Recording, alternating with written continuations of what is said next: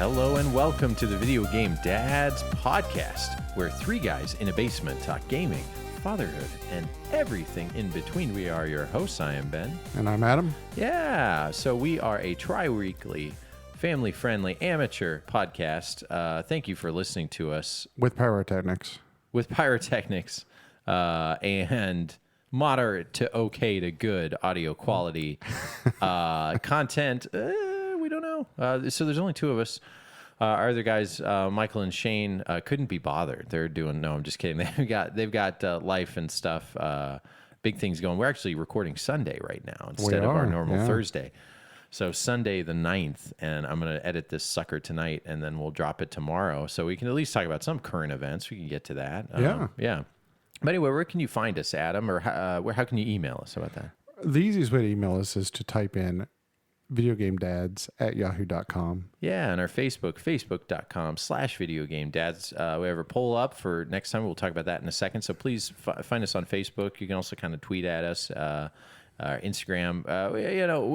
We're full-time and have a lot of other stuff. It's kind of this podcast, and then anything extra is kind of like a bonus, just like getting up in the morning when you've got a bunch of toddlers in your life. And everything's a bonus. Yeah.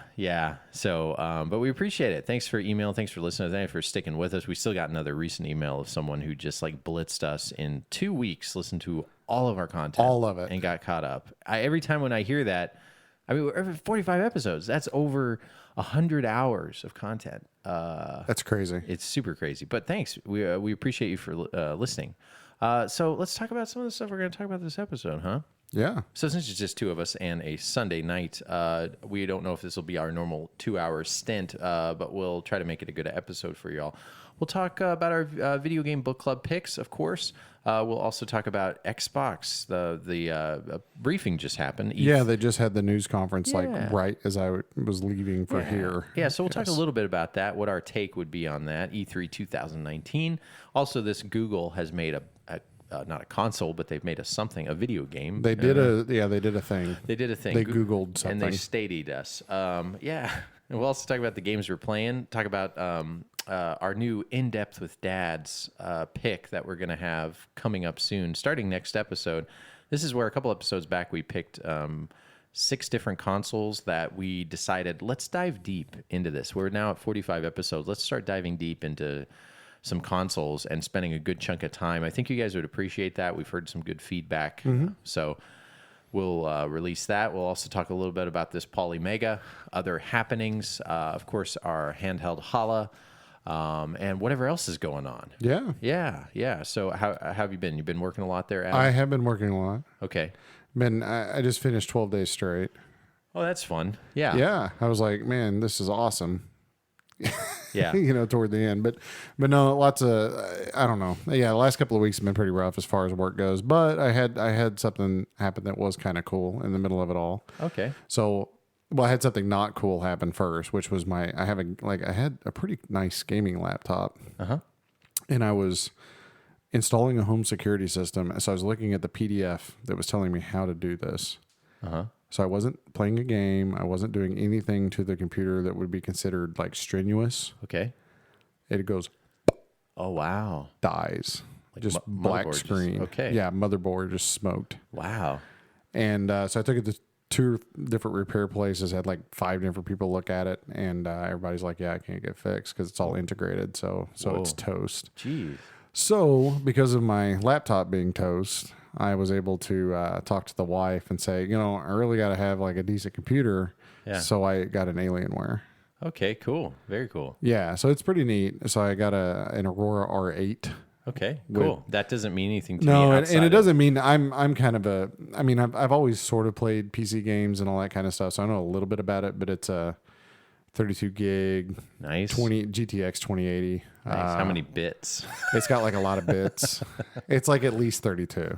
Nice. I think it's actually 64 technically. Nice. But then it's got like 8 cores, whatever that means. Oh, okay, good. It's got like stuff. You don't want to bite into it. Yeah. No, it's a nice computer. Cool. It's even got like liquid cooling and stuff in it. So it's awesome. So you got to change the oil every you once got in a to while. change the oil in it, and you only have to. But it starts on the first pull every time. Oh, perfect. Yeah. Nice. But I got the coolest thing about it is I got one of those curved gaming monitors, like those ultra wides. Okay, cool. So it's like a 34 Sweet. 34-inch curved monitor. Does it have an RF adapter attachment? No, it's got the two cool screws on the back where you have to, like, the antenna thing. Awesome. Where you just tighten them on there. Log cabin TVs. Yeah, and it's got the G-Sync. Awesome. But it's cool. So I fired my Steam account up. I got some. The dumb thing about it is, so I get this really nice gaming computer, and the first thing I do is I get on Good Old Games. And they had a sale like on Baldur's Gate and Neverwinter Nights and like Warcraft and like all these old like RTS and dungeon crawler games that are like 20 years old. Yeah. So and they're like $1 a piece. I'm playing those. That's awesome.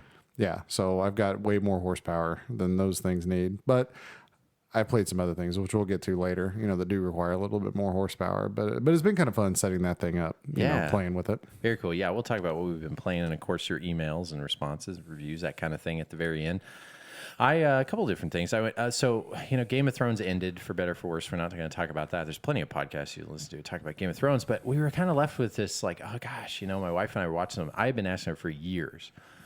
Because I told her I really like Battlestar Galactica. It's actually a surprisingly good show. Yeah, the 2000s, or like 2004, 2005, whenever it first came out. And it went from like 2005, 2009. I think I saw the first 4 seasons. And for some reason, I stopped watching it, but I don't even remember why. I think I just got busy. Yeah, it you were so show. close because, it was only like 5, technically. Yeah. I think there was only like seasons. 1 season I didn't see. Yeah, so I was just like, I knew she would like it because I watched it at like 3 years after it was done. I loved it. And it's been like 10 years since I've seen it. And I have had the Blu-ray set, and I've always kind of said, hey, honey, and just like with Game of Thrones when it started, she thought like, no, this is like Lord of the Rings stuff. I wouldn't like it. And of course, she was like, crazy, let's watch another. And then especially after kind of, being disappointed, I was like, I remember I liked Battlestar all the way through the end. It was so surprising and so good. And what do you know? Wifey likes it. We've been watching it. We're already like 7 episodes in. Yeah, it's a good show. Yeah, so Battlestar Galactica, if you're getting a woe-ness after the whole Game of Thrones, check that show out because that and Breaking Bad are like my shows. Did you watch Lost back in the day?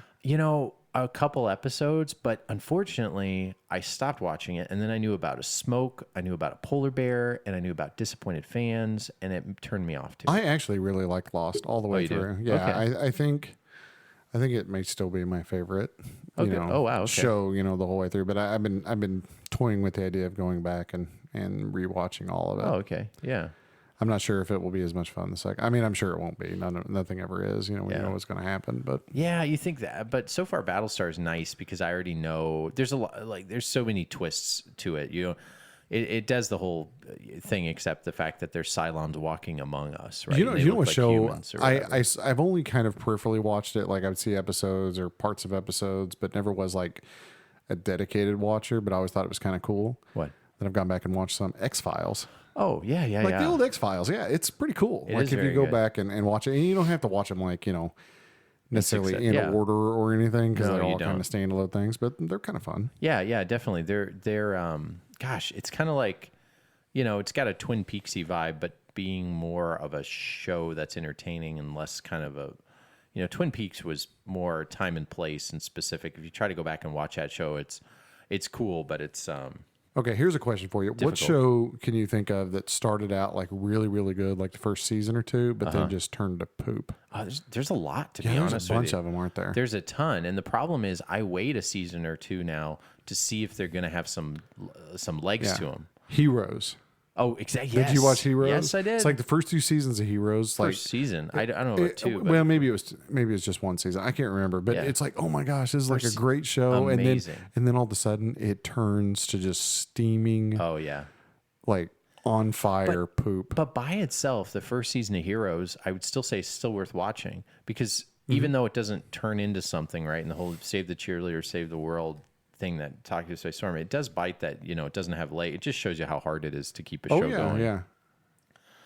But for better or worse, I really liked 7 out of the 8 seasons of that Game of Thrones. And what's neat is if you want to try to get into Battlestar, I love the fact that they basically had a miniseries movie as the first 2 episodes, and it lasts 3 hours, 1.5 hours a piece. If you watch that with your Sigo or whatever, just watch the first miniseries, the first 2 episodes, and you will know if you like that show. But gosh, I just remember all the actors and everything. I was watching like Roundtable, them talking, getting together. It's just the actors actually still get together and meet a few times a year, and you could tell they just really like each other, the chemistry and everything, and the whole way that show was put together, and how it just it's so good. So anyway, enough talking about that. It's just fun to finally get into that. I've been waiting like 6-7 years that my wife watch that, and she finally begrudgingly and just like always, she's like, "Holy crap, let's watch another." So that's kind of what we're doing. But why don't we at least get into a little video gaminess? What do you say, Adam? Yeah, that's what we're here to do. For a Sunday night. Let's get popping with our video game book club. What is GAC? GAC is great stuff. Oozy. GAC is stretchy. You can pull it. Make GAC sounds. How rude. Suck it up and squirt it out with a GAC back. Pump it up and blow it up with a GAC inflator. Well, I never. Nickelodeon GAC comes in different colors, sizes, and playsets, each sold separately. Coming soon from Mattel. Disgusting. Ooh, let's get crack-a-lackin' with some gack-a-lackin', huh? Yeah, some GAC. GAC. Circa 1992, huh? Yeah, dude. And now it's the thing. I remember a coworker for kids now. It's slime everywhere. If you looked at the Elmer's glue is not Elmer's glue anymore. You go to the store, it's got like 50 different types of slime glue that you can use, and I'm like, what happened here? What's the kids' obsession with? I remember Floam. I remember the Nickelodeon. What is the Nickelodeon stuff called? Well, GAC. Is it just GAC? Yeah, I think so. Well, the Floam was the stuff that had like the beads in it. You could shape it around and stuff. But yeah, I remember GAC because it came in this funny shaped little like canister. Solid. Yeah. And you could put your fingers over in the corner of it and make fart sounds. Yeah. And that was the whole reason to own it.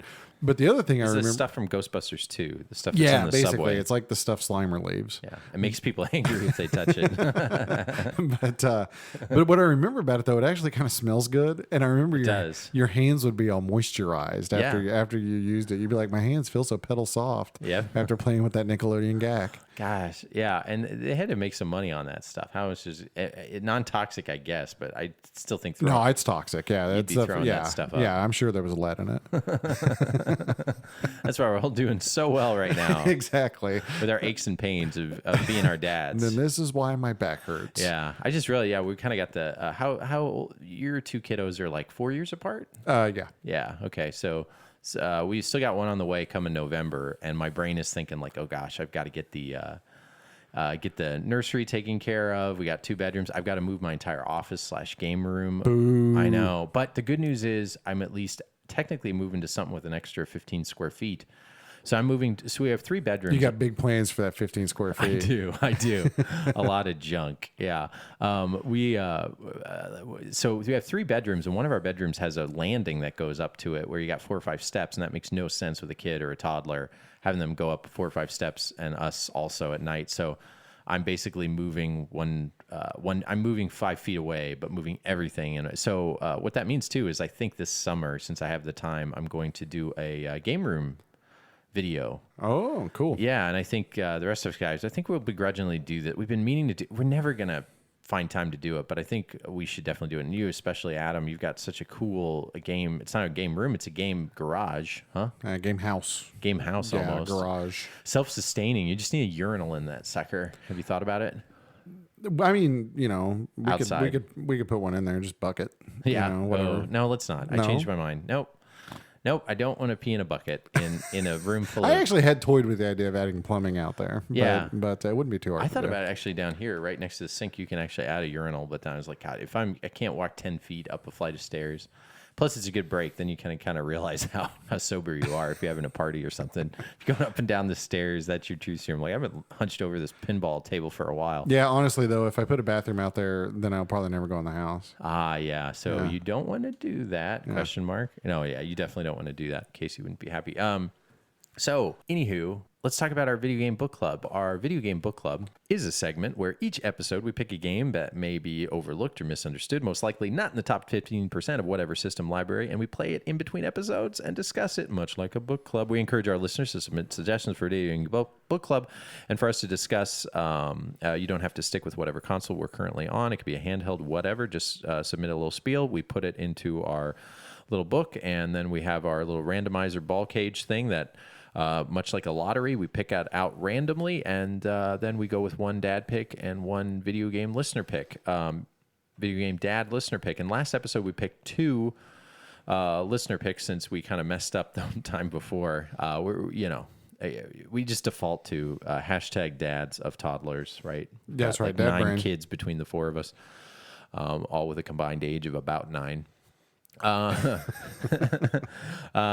anyway, so we had 2 listener picks last time, and those were Air Fortress. Yep. And Rock and Roll Racing. Yeah, Air Fortress for the NES and Rock and Roll Racing for the SNES. Great couple picks here.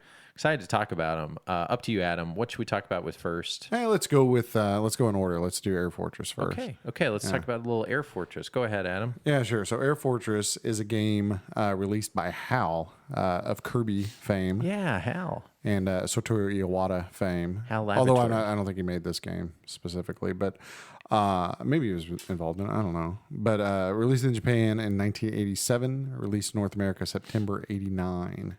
Okay. So this is a sort of an old school NES game, and it's an interesting game because it. Did you hear about it before? Sorry. No, I had it. Okay. as a kid. I did not. I didn't know about it.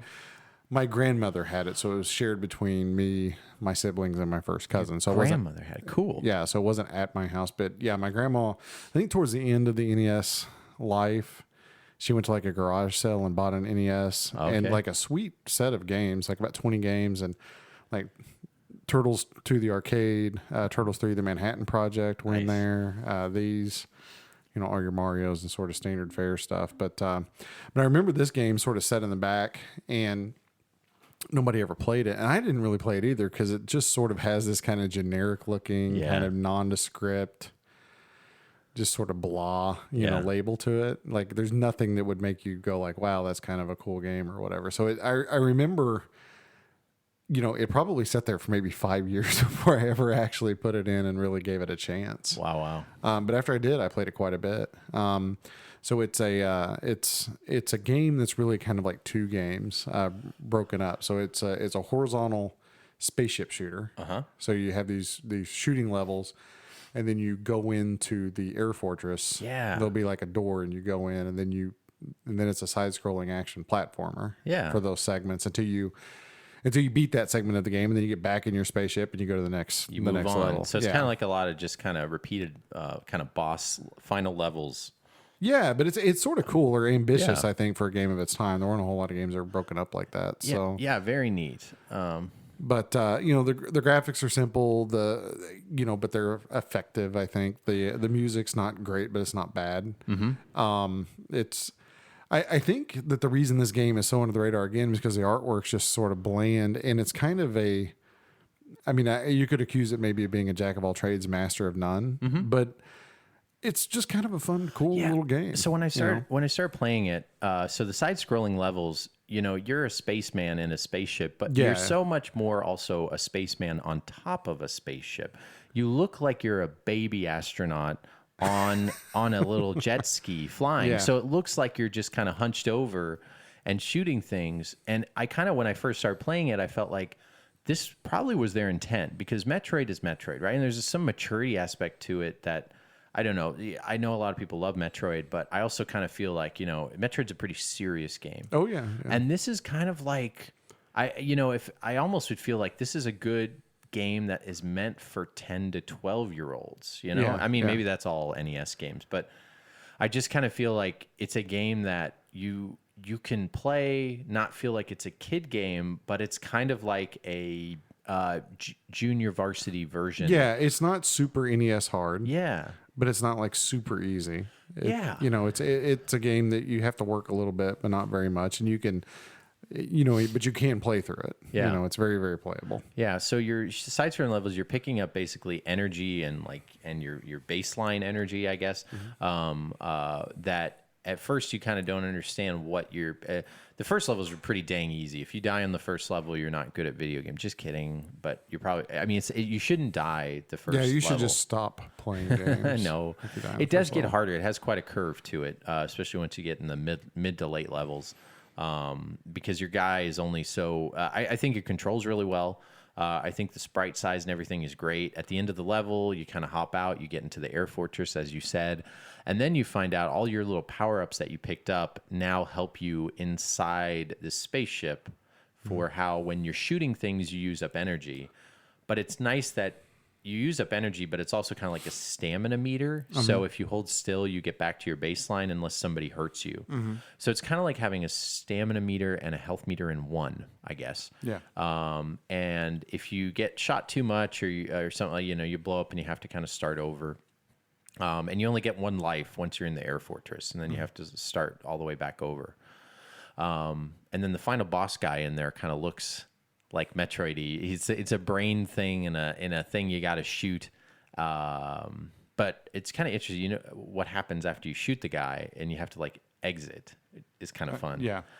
And which again is kind of a Metroid thing. Yeah. You get the timer and you gotta rush. Yeah. You basically rush out. In the first level or two, you can get out really easily, but later you have to kind of backtrack through it. It's not like there's fire and brimstone coming up, but if you wait too long, you kind of blow up and die, and that's it's really neat. It's kind of I was pleasantly surprised by this game. At first, I was kind of like, okay, well, this is an okay kind of shooter. What's going to happen now? And it's got a little bit. What's that one where you're kind of in that car and you get out and you're real tiny sprite based? Oh, Master Blaster. Yeah, it's got a Master Blaster. Yeah, it could be in that family. Yeah, it has a Master Blaster feel. I'd agree with that. But once you see the first level, you're technically seeing the whole game. You're just going to get a harder version of that. Correct. So the graphics are pretty simple, like you said. Yeah, well, and they're simple, but they also sort of repetitive. I mean, they use the same assets kind of over and over and over again. But at the same time, it's kind of an early-ish to mid-life-ish, NES game. I mean, when you consider it came out in Japan in '87, So it didn't come out here till '89, but that's still, fairly early-ish. Yeah. It kind of makes sense that it kind of felt like it wasn't Bro Man with the cutesy thing. You could kind of feel like this was more an attempt of getting kind of an action shooter adventure game for Japan. Yeah, I just think it's funny that it came from HAL, because when you think of all of the cutesiest, namby-pamby, kid friendly, kind of games from the old NES, Kirby's Adventure is always the one that comes to mind, but that's HAL, Yeah. It's it gets pretty hard. How far did you get in this? Honestly, when I was a kid, I think I beat it. Oh wow! Potentially way back. That's not bad. Yeah. But I know I got really far in it if I didn't in fact beat it. Yeah, it's got this. You can kind of use your blowback from the guns, your kind of pushback, whatever you call it, your momentum, to your advantage to kind of get away from bullets coming at you. But if you even the shooter levels at the beginning compared to 6, 7, and 8 seem pretty tough. That I don't know. I think at the very end, just because I had died a couple times with limit on time, I used Game Genie stuff so I wouldn't die. But it got to be a little tough, but not impossible. I could have. How much does this game cost? How much does it go for? It's pretty cheap. I mean, as far as NES stuff goes. The price for Luke's cart right now, according to price charting, is about $6. I was gonna say, yeah. Yeah, it completes $23. I have seen this game before, and it's got the whole that other SNES Trek, whatever game that we had, where it's just kind of hey, look at this air fortress, and you kind of can't tell what kind of game it is from the get-go. And Air Fortress is a cool game, but Air Fortress Destruction, or add one more game like Spaceman Air Fortress, something where you kind of get a little bit more. Because I feel like, is this going to be like SimCity in the space? Yeah, I mean, that's totally, if you hear the name, that's kind of what it sounds like it's going to be. Like, oh, Yeah. here, you're going to manage an air fortress. Oh gosh, yeah. Or you're going to be this big, huge air fortress that tries to move from one place to another and can't get it done. But it's definitely a fun game, one that's worth playing, and definitely the entry to access is super cheap. Yeah. What else do you think about it? We kind of talked about the gameplay. I think is good. We can't understate that. Like, Yeah. I mean, I think control is good. I think it's pretty solid, just all the way around. I Yeah. mean, like I said, it's not going to blow your socks off, but Yeah. but it's a good solid game. Yeah, Baby Bottles. I hate to go between 3.5 and 4 because there's a lot of good ones, and I seem to give 4 to everything. I'm gonna go 3.5. 3.5 for this one. Yeah, I think 3.5 is good. Yeah. I would agree with that. Yeah, definitely worth a play and definitely interesting. And I was happy. Great book club pick. You can't really have a game like this be amazing because everybody would have talked about it by now. But I think a lot of people kind of knock it for being a little boring and repetitive. But when you think about all the other stuff on the NES, it's fun. It's a fun game. Yeah, no, it's good. And the problem with NES games kind of in general is there are a lot of people out there who are like, if it's not just like crazy hard, make you hate yourself, then it's not good or whatever. Yeah. But like I said, this was good. I think it's underrated. I got the back of the box here. Oh yeah. Tell us about the back of the box. So here we go. This is it says Air Fortress, a mysterious and powerful, all caps, Air Fortress Ooh, sell it to me, box. is threatening the planet Farmel, which makes generic ground meats, Farmel. Oh, It's like Hormel. Yeah, it's I like gotcha. what a horrible name for the planet, I suppose. But Yeah, it's probably smelly. Huh? yeah, exactly. The destiny of Farmel rests in the abilities of one specially trained person. Code number. This is, I guess, potentially another problem with stuff back then, like code number. So the name of your character is 82592. Oh, okay. Hal Bellman. Sorry, Hal Bellman. So Yeah, they his named name him is Hal. Yeah. Hal, yeah. His mission: save Farmel from Air Fortress. Okay, that's it. That's the whole thing. Well, that's the whole back of the box. Yeah. So it took a couple years to come over. This is totally kind of middle of the roadish game. Definitely playable. Definitely fun. I would have loved this if I owned it because I had Solar Jetman. I had a whole bunch of other games. That, like, if this would have been a game I played, I would have had nice nostalgia for it. Not something I would have just picked up and put back down, like, I don't know, Terminator 2 or something where it was just like hard to play and terrible. I throwing out a movie-based game, that's kind of not fair, but Well, you know what the Terminator game was supposed to be for the Super Nintendo was Journey to Silius. oh, really? Or Silas, or however you say it. Yeah, Journey to Silas was actually a Terminator game first. And then Interesting. I didn't know that. They took so long to develop it. Tangent. Sorry, Go allowing a ahead. tangent. Go. But Journey to Silas took so long to develop that they lost the license for the movie during development and couldn't relicense it. So then they just had to redo it with a different character, but it's actually a Terminator game. Huh. I did not know that. There you go. Is it good? Yeah, it's a really good game. Really? Okay. I had Terminator 2 for the Game Boy and NES, and I didn't think those are that great. No, those are bad. I think the Terminator, I'm trying to remember, I think Terminator 2 for Sega CD is the good one, if I'm not mistaken. Okay. Yeah, I'm not sure. Sega CD, God. That'd be something to pick up. My Sega CD collection is kind of lacking. Yeah. And surprisingly, it's not just like straight up FMV Yeah. like everything else. Yeah, everything else to that wonderful thing. All right, so that's Air Fortress. Why don't we move on to this other one? Rock and Roll Racing. Rock and Roll It's not a very Racing. descriptive title. I can't tell what it's about. Yeah, neither can I. And, it's it is what it says. Super Mario's plumber in Strange Land jumps on ridiculous enemies. But it's kind of nice to have a game where the title says this is what to expect. Yeah. This is exactly what you're going to get. Yeah. You're going to do some racing and you're going to do some rocking. And you're going to do some rocking and rolling. The front cover of this, I never saw this as a kid, I don't think. It's pretty great. It's like basically this huge like 80s hair metal rock star with one foot on each car, circa 7 years ago. Jean-Claude Van Damme in that semi commercial where he does the splits where he's just like on a car with 2 feet on each Yeah, side. it's a little Van Halen inspired, I think. Yeah, definitely. So this one actually has licensed tracks with, and that's obviously part of the pull. And it's quite something. You've got like freaking Bad to the Bone. You've got Paranoid by Black Sabbath, which is really good. That song plays a lot. Yeah, you've in got the that. game. Yeah, it does. What is it called? Highway Star. Yes, Yeah, Highway Highway Star, which is fun to listen to, and then a little Born to Be Wild. Yeah, Born to Be Wild. I mean, they're all 16-bit renditions of these songs. Yeah, but not bad. So this also came out on the Sega Genesis, and while graphically it's just as good, or Sega Genesis even, I kind of like their colors a little more than the Super Nintendo. The SNES is the superior version because the Genesis, it's kind of like having a cover band that plays like Fleetwood Mac decide to play some Paul Simon, where you're just like, oh, okay, I could hear that's what you're going for, but this is not right.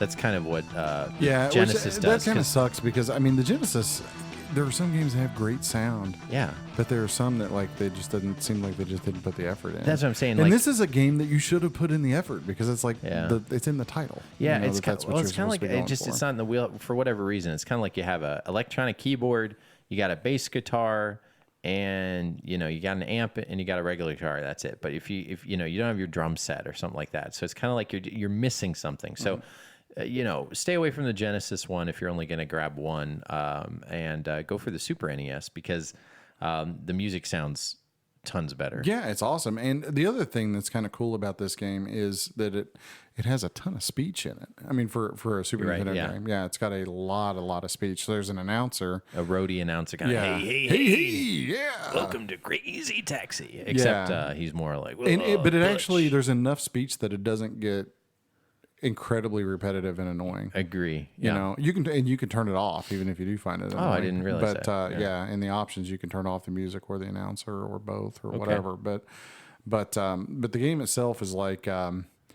it's an isometric sort of slanted overhead racer. RC Pro-Am, right? All RC Pro-Am off-road. If you're a Neo Geo person, Neo Drift Out, which is the best game that's like it's very good. A little closer than that. Like this perspective, I kind of wish it would go back 25%. Yeah. I honestly like the ones that are like just straight overhead, honestly, for these, or really close to being straight overhead. Yeah. But yeah, in rock and roll racing is very zoomed in. Yes. Like RC Pro-Am is less like off-road where you see, most of the track. But so you got your map in the corner, which helps. You got a map, and after you go through the track a time or two, you kind of figure out where your sharp corners are, and all that kind of stuff. But I'm always amazed by how well some of these isometric games actually control. You know, like I actually felt like the control on this was really good. Yeah, it plays really well, and it's a combat racing, so you got it's combat racing, so it's Mario Kart-ish. Yeah, you got weapons. You've got defensive weapons where you can lay like traps and stuff behind you. And then you also have projectiles where you can shoot people in front of you.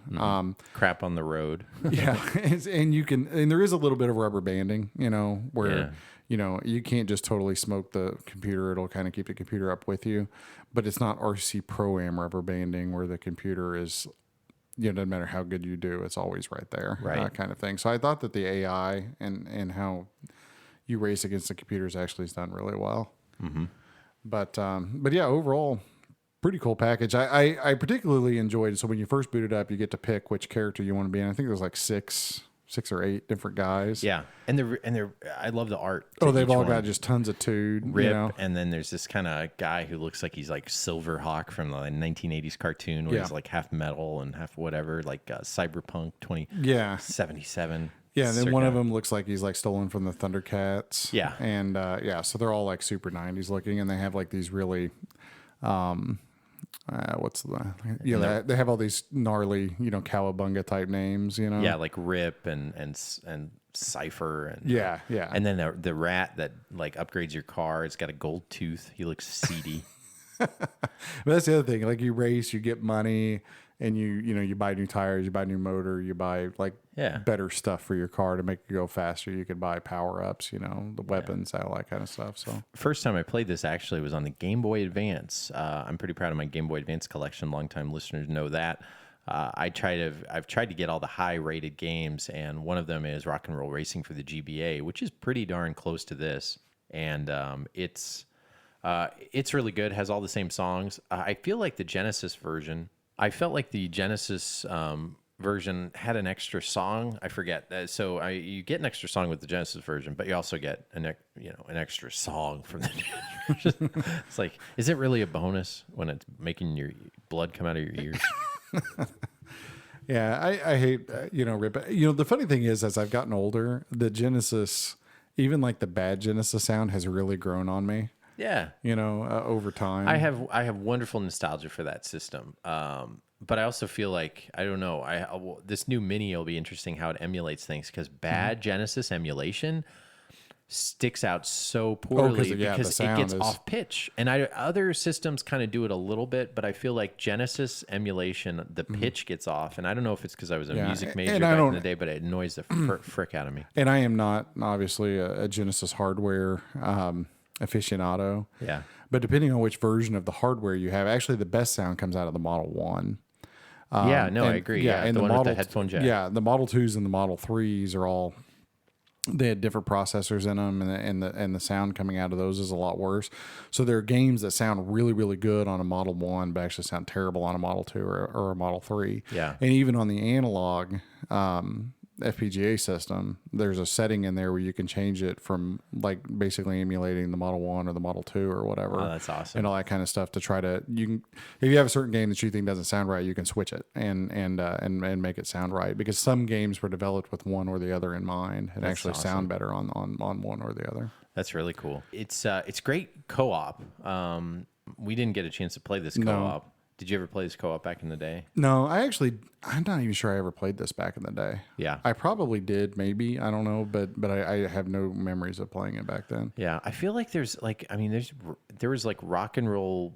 After this came out, I don't know if like what came first, chicken or the egg, but I felt, there was a lot of rock and roll. Biker Mars. Inspired games, inspired like rides, even roller coasters where you kind of go in circles and stuff. And I don't know if that was just the time and place where all of a sudden like playing this kind of stuff was okay for kids, where like earlier it's kind of like old man music or whatever, or like not something that's family friendly. And I love how they kind of dove into this. Oh no, I totally remember that. I mean, what I always think about when I think about like this real, a hardcore cheese, like rock, heavy metal, like bushy hair, kind of stuff was going to the state fairs, when I was a kid.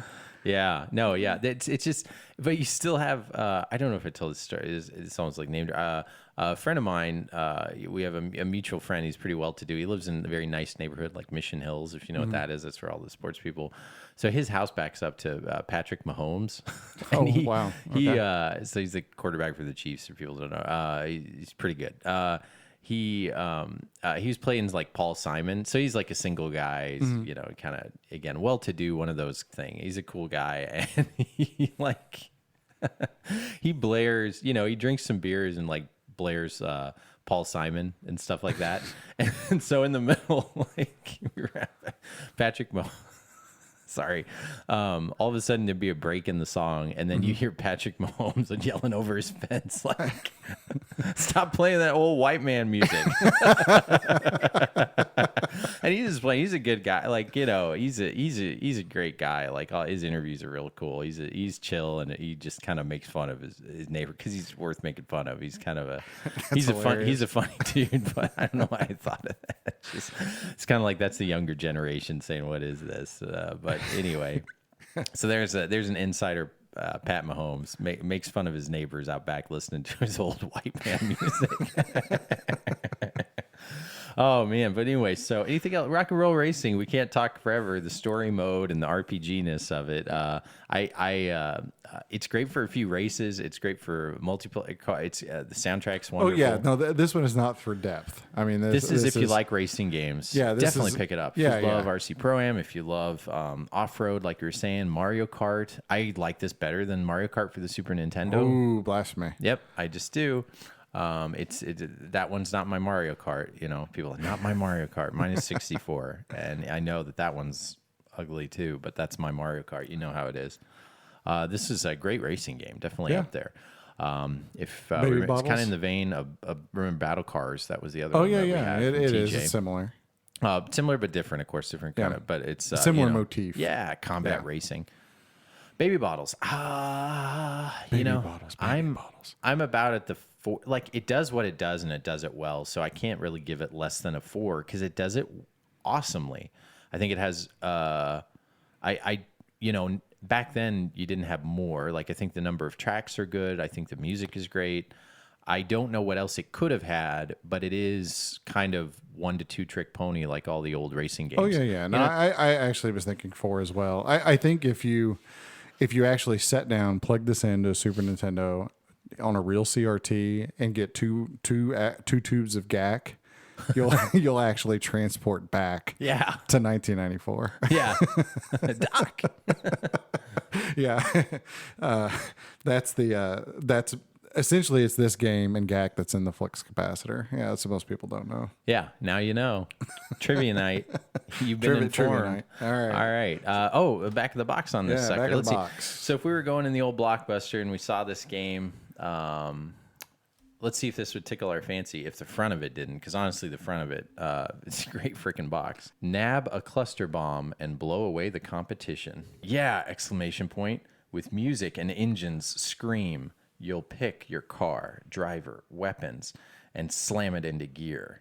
With world-famous racing announcer Larry Supermouth Huffman. Yeah. Oh, okay. We gotta look this guy up. Larry Yeah. Superman Huffman. Maybe we got a vid pic of like all his stuff that he says. I didn't know he was an actual guy at the mic. And some of the greatest rock and roll music of all time setting the tone. It's time. It's time for the line. What does that mean? It's time for the line? I guess the starting line. Oh, I guess. Yeah. So this is really small. I'm reading like 2-point font here, so sorry. Using laser canisters, cluster bombs, and super boosters to annihilate your competition. Your racing skills pit you against some of the most gruesome field and lead-footed crazies. You'll race in different planets. Better yet, with each checkered flag, you'll pile your cash, and it grows, and so does your buying power. Well, of course it does. Your cash grows and does your buying power. That's kind of an extra superfluous sentence. Yeah, that's that's a little. We're gonna have to call somebody about that. More weapons, more engines, more armor. So back off, all wimps. This race ain't for Sunday drivers. There we go. Yeah, That's a nice aw. ending. Yeah, now with Cluster and blow away the competition. Step up and pick from 5 hot racing machines, radical weapons. Choose your mood, alien or human. It talks about the songs. Has a few screenshots on the back. I think it would sell you. I think what's great is if you see the music there as a kid, you wouldn't know what this was, but your dad'd be like, "Oh wait, I've heard Black Sabbath. All right, That's devil music." If you play rock and roll racing backwards, it says Satan. you're right." Actually, it says Ginkarak, Larg, and Color. But anyway, And I actually forgot to mention it came out in '93. And the other funny thing about this 93. is it's an Interplay game, and I think maybe that's the publisher, but it says Blizzard had something to do with this too. So Oh, really? pre-Warcraft, StarCraft, yeah, I mean, it's got a Blizzard vibe to Diablo, the aesthetic, because it's Mad Max. What would you if you meets- think about Blackthorn, from back in the day too? Yeah. I could see it. Yeah, I could totally see it. Yeah. It definitely plays. This game, I before we were checking the price, I felt like this is like $30-something game, and that's about it, right? Yep, $35 loose cart. Yeah, $35 loose cart. That's about what I would expect. Hopefully, you can find it in a lot somewhere and get it cheaper. Of course, maybe you already own it. Maybe you have other ways to play it, but it's definitely worth a play. Just to check out what the kids are. It doesn't take you long. Yeah, you can see play what it the for kids were doing. Yeah, Yeah. you could play it for 30 minutes and get into the game. It's not like you're having to invest much more than that, but it's super fun, really fun game. I could see why people who played it in the day just would still play it today and play it with their kids and stuff. Fun game. All right, so moving on to our episode 46 dad pick. Adam, take it away. Yeah, so we're going to move on to a new console. It's a console that really likes the color green and weighs 50 pounds. And it's the size of a house and launched with the world's biggest controller. Yeah, I'm stumped. Are you stumped? The OG Xbox. The OG Xbox. We're moving on to the OG. The original Xbox. Microsoft's first foray. Entry, thank you. Just pick an easier, less syllables, man. Microsoft first entry into the whole video gameness. And what do you know? They kept going with it. They did. They still are doing it. Now we're on to the original Xbox. What a fun little system. This is also part of our short list of our diving deep with dads. Yeah, Actually, I it's played a called lot. In Depth with Dads. I played That's a our lot of segment. Xbox back in the day, right when it very first released. More so than PS2, even. Really? But, oh, yeah. Wow. But I'm going to go with Panzer Dragoon Orta. All right. Definitely not in the top 15%. Yeah, it's a little under the radar. It's a little Sega, or it is Sega. It's Super Sega. I mean, this this is first- right after Sega, kind of stopped doing their own stuff. Yeah, and before this was, Sega Saturn had that Panzer Dragoon games. It did. And then Saga game, and those are still super pricey because you can't emulate the Saturn. Yeah, or at least not well. Not well. But a little Easter egg in that game, you can unlock the original Panzer Dragoon in Orta, right? Yeah, I think so. Yet we can't emulate Saturn. Can we figure this out? What? Yeah. No, I'm serious. Well, Like, you can. I mean, you can on an Xbox. Apparently. I guess, yeah, but it's just funny. Like we always talk. Again, I'm not getting technical. I thought about that earlier. If Panzer Dragoon Orta, sorry, we won't talk much about it because we're going to talk about it next episode. Panzer Dragoon Orta. Everybody says you can't emulate the original Saturn, but there's an unlockable original Saturn. Yeah. I don't know how well it plays, but I would assume okay because it's an official release. Yeah. I know that. Anyway, something to think about. Yeah. Well, and I know that Orta has like some funny video mode or whatever because I always remember I have to. Anytime I've tried to play it on my Xbox in the past, I like to have to unplug it and redo something to get it to display correctly. Okay. But I think it's one of those. It's like one of the 1080 games, or it's like progressive scan or something. Cool. One of those late 90s, early 2000 quirky things. Awesome. Well, yeah, good pick. That's our video game book club dad pick for next episode, and we had our listener pick. So check out our YouTube if you wish to see our video that we'll put up that shows our live drawing. And we picked a pretty good game. Adam, what did we pick for our video game book club listener pick for next episode? Ghost Manor for the Atari 2600. Holy cow. Not the How are 2600. we going to play? No, I think we could play this. I don't have a 2600. I do not own one. I'm sure you own one. Yeah, I got a couple. Do you have Ghost Manor? I've got a Retron 77 too that I still haven't opened, so maybe I'll open it up to play this game. I don't know. There'll be a way to play Ghost Manor. I'm not worried about it. I don't know anything about it, so fun. It's like one of our only. Is it our only 2600 game? I think On that actually it list. is the only one that's been submitted. Yeah, and I'm just going to go out on a limb and say that it's going to require a little imagination, Yeah. like every other 2600 game. Yeah. It'll be a quick talk. It's gonna be 80% Panzer Dragoon and then this one. But yeah, excited. My limited history with the 2600 is playing it at a buddy's house and playing a couple games and then waiting. And I don't know why we had the NES there, so I think we just played it as kind of an appetizer to then playing the NES. I loved my Atari back in the day, man. That was my liked it? That was my original console. Yeah. Yeah, good. I had the the wood grain heavy yeah. sixer type Yep. with all the switches and. That's when I played. I did like all the switches. They felt like I was Captain the dang Star Trek. Oh yeah, no man, you felt like if you hit something wrong, it was going to blow up. Yeah. And then it had switches where you could stretch the, like I remember there was one switch on it to make the picture fat or skinny. Like you play Space Invaders, and you click it and everything would like widen all out, all weird and stuff. But Yeah, and the controller buttons, they kind of thought less is more. less was more. No man, but I played the dog out of 2600 back in the day. Cool. What was your favorite 2600 game? Probably Combat actually, which is the Combat's, most common one. Yeah. But yeah, I played a lot of Combat, a lot of Space Invaders, a lot of Defender, and a lot of Missile Command. Those are kind of my main jams. I like Stampede actually. That's the lassoing horse game where you're basically just lassoing horses and you have to time it right. Again, these aren't all winners. Yeah, and but- Adventure. I remember playing Adventure. yes. A fair bit on it. I probably have this on. They have the Atari collection I have for PlayStation 2. And I got that because it had all the old commercials on it. Yeah. So, random thing, if you find the old PlayStation 2 Atari Classics collection or whatever, Probably has Ghost Banner on there. Maybe. I don't know. I have to maybe, check. I There's don't like know. 40 or 50. But what I love is you just have to play the game once, and then you get the commercial of the game. And way before I was collecting games, I was already nostalgic about Those the old commercials. Atari commercials are the best. Yeah. So, You know, and I didn't appreciate it back in the day, but even the artwork on those old Atari games, you know, Great. like that hand drawn, Freaking great. artwork. Yeah, it's pretty awesome. yeah, awesome. All right. So that's our video game book club picks for next episode. Moving on.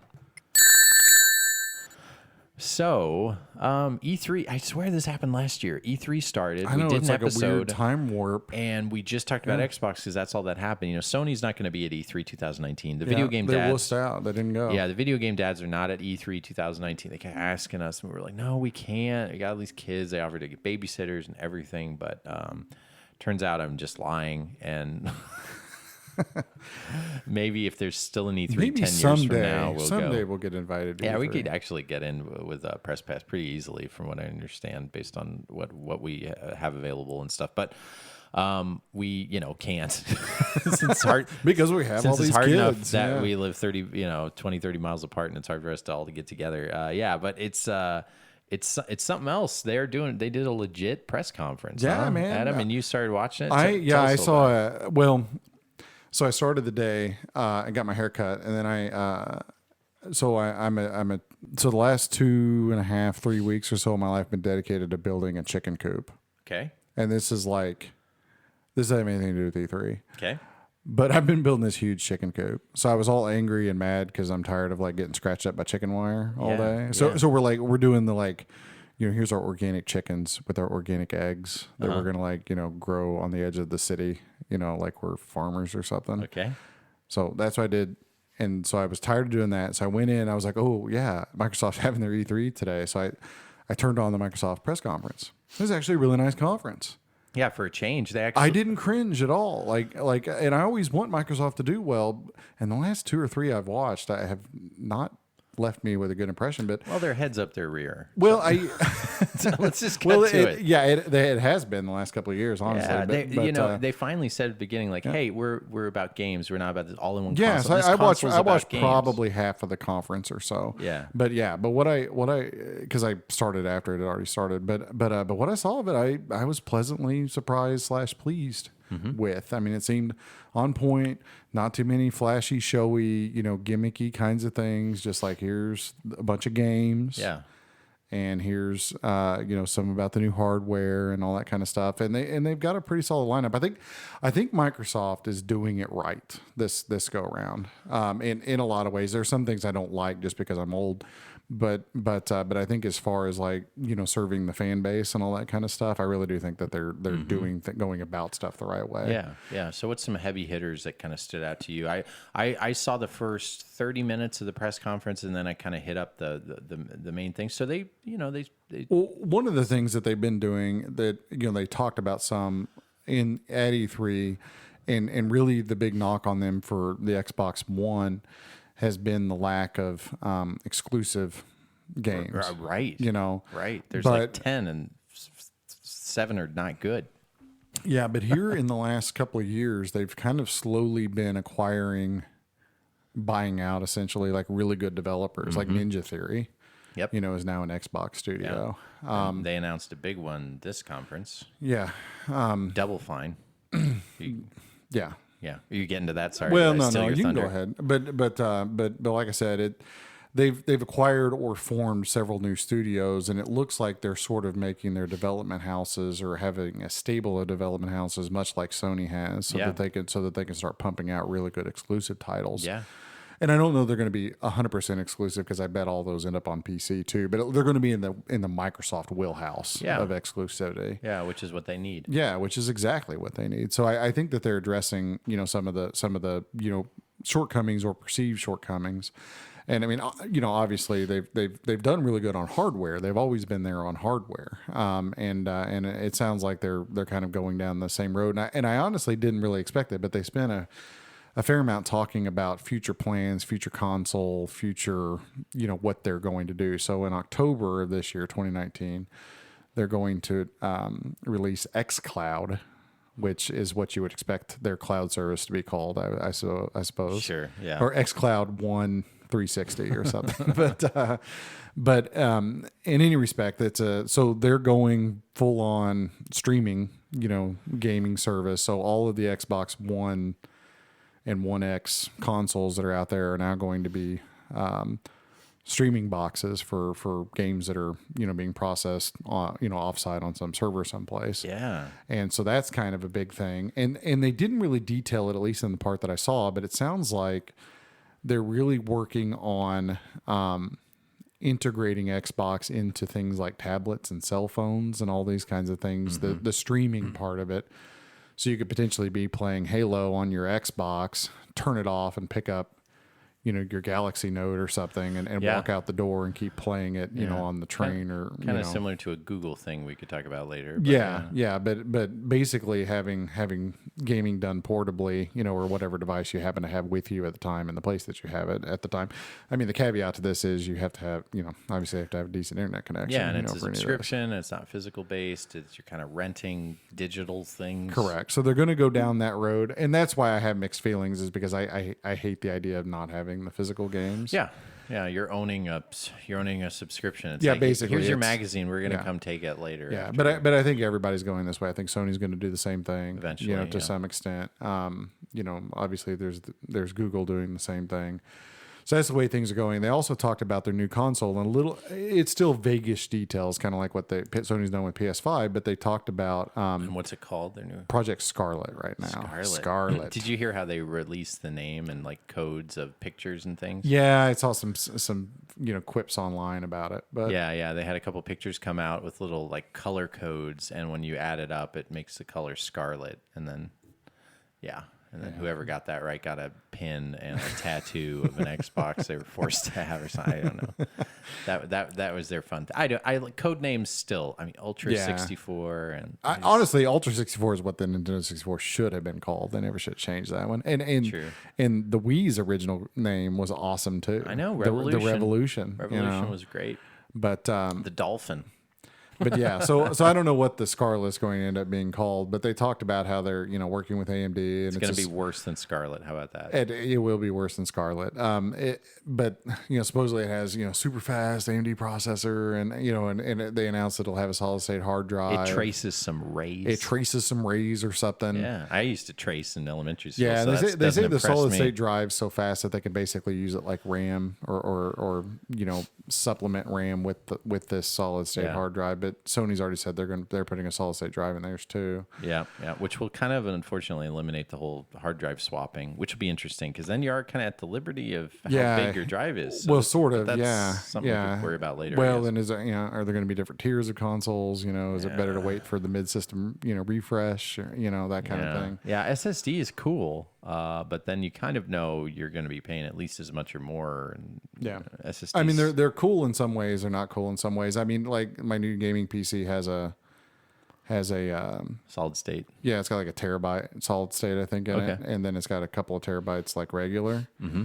But like Windows, the operating system stuff's all on solid state, and it boots up in 2 seconds. Cool. The computer, which my laptop had a solid state in it too. But yeah, it's really nice to have them because you just boop and you're on. Yeah. And that's the idea, and they were really pushing that in the conference about like.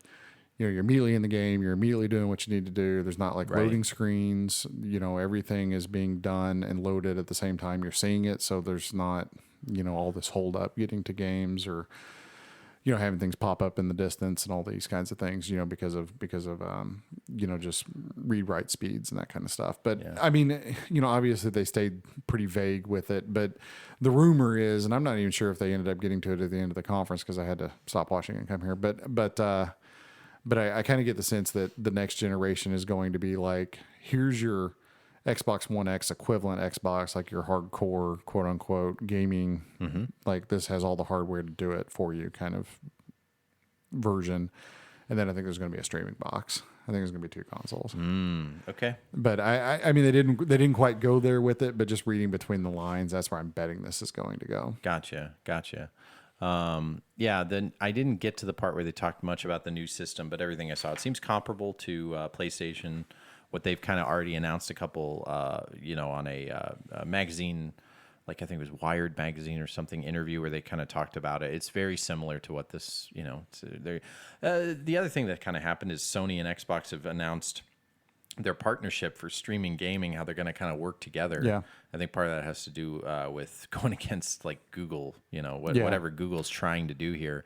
But they announced some games too. We can't talk a sequel to Ori and the Blind Forest. I think that was been announced, that's maybe the game that has me the most excited out of the whole lot. Which they showed some gameplay. Yeah, I mean that's not gonna be the most exciting game for most people. But yeah, if you like Metroidvania games, especially cute ones that are kind of interesting.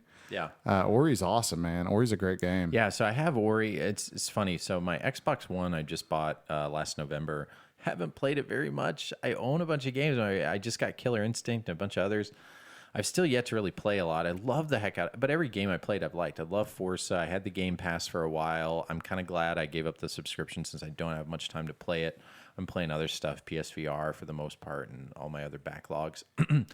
But what's the other one? Like I have the Halo Master Chief Collection, all the Halo games, but really I love the heck out of Halo 1 and 2, and I didn't really have a 360, so I never really played 3, but this Halo Infinite, I think. Yeah, and they showed, I mean, it's sort of like a teaser trailer, FMV promo kind of thing that they showed. And I actually, everybody in the crowd was clapping a lot. I mean, granted, I'm not a Halo guy, but I was totally unimpressed by the Halo, what they showed of the Halo, the new Halo. Yeah, it's Halo-ish. It looked super Halo-ish. It also looked last generation-ish, and they didn't show any gameplay-ish. Yeah. I mean, they just showed this FMV stuff, and I thought, man, if you're going to show it, you got to show it. You got to show something of it. I totally agree. Anything would have been good. I mean, even if it's just a 5-second sizzle reel of Right. like some big explosions that are actually in game, They did announce a date of Cyberpunk 2077, Yes. which is great. Yes, I'm super happy that we have a date. It's like 9 months away, which I'm pretty happy with. I'm yes and no. I mean, I was honestly really hoping it would be here by Christmas, but I knew it wasn't going to happen. But yeah, so they're saying April next year. Yep. Is when it'll come out. But Cyberpunk 2077, dude. Looks so good. Oh, it looks so awesome. It's going to be the game that like I don't care what I'm I just doing or hope that it whatever, I'll lives up just to the make it. hype because I don't see how it can't. To be yeah, I mean, honest it with just you. looks so good.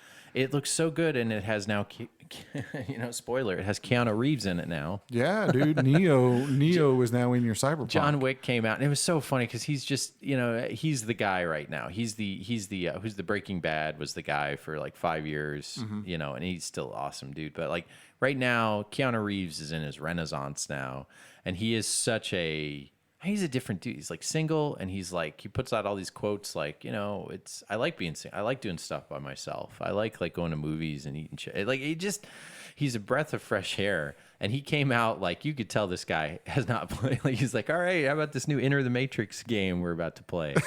Like he just comes out in The Path of smoke, Neo, and you see yeah. the silhouette, and he's like, and he drops the date. He's like, let's show you this release date. And he's like, video games and hey everybody, this is it. They came up to me and told me about it, and I was like, well, this is not really, he was honest about it. Like he's probably played 0 video games in his life. He doesn't strike me as a video game guy, but it was just funny. It's like Cyberpunk didn't really need a Keanu in it, but I'm happy Keanu's in it. Yeah, I mean that's cool. Why Yeah. not?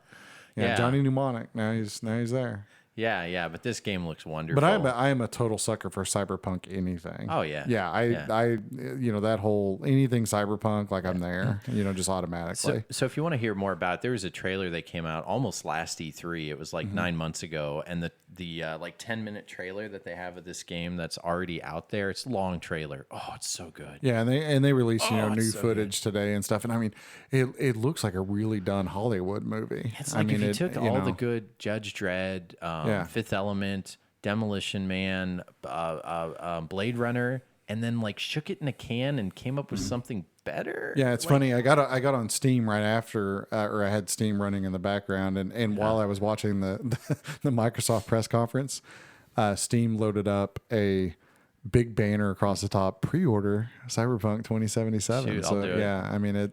no, I'm definitely going to play it on PC. I think. Okay, yeah.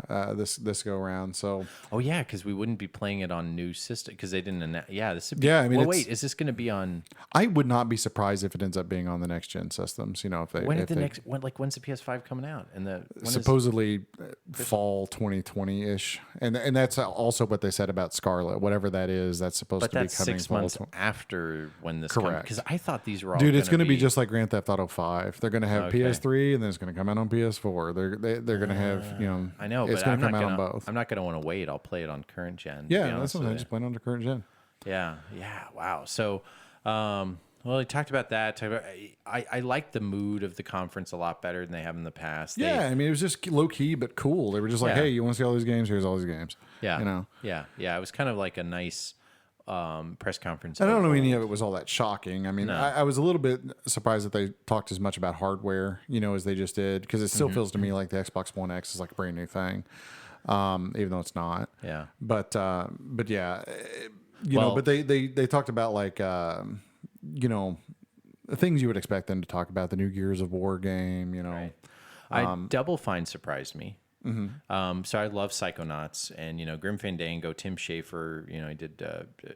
He's done a lot of games recently, and Psychonauts 2 was crowdfunded. And now finding out, if it's going to be an Xbox exclusive, good for Xbox. But I'm kind of confused because you could, and I didn't crowdfund it because I thought I'll just get it later on PS4. But you could crowdfund it and get it on PS4. So I was thinking, does that one of two things? They're either going to not pull back, it's an Xbox exclusive, or it's going to be no. I mean, honestly, now it was supremely bought now by Xbox Game Studios. Like the whole Tim Schafer now is owned by freaking Xbox. Microsoft is being pretty benevolent with things, though. I mean, you can play Cuphead on your Switch. It's weird because they have all these things that were kind of exclusive, but then they open them up. After but a I while. still feel Nintendo and Xbox are different than Xbox and Sony. Yeah, sorry, well, Microsoft and I Sony. think in a lot of the ways Microsoft is sort of buddied up in some ways with Nintendo because they don't have to compete with them in the handheld space.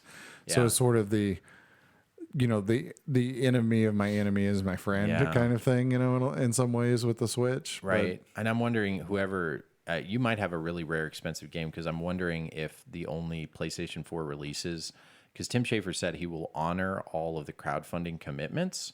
So of the, few thousand people that probably got a PS4 version of Psychonauts 2, you just quadringled your money probably.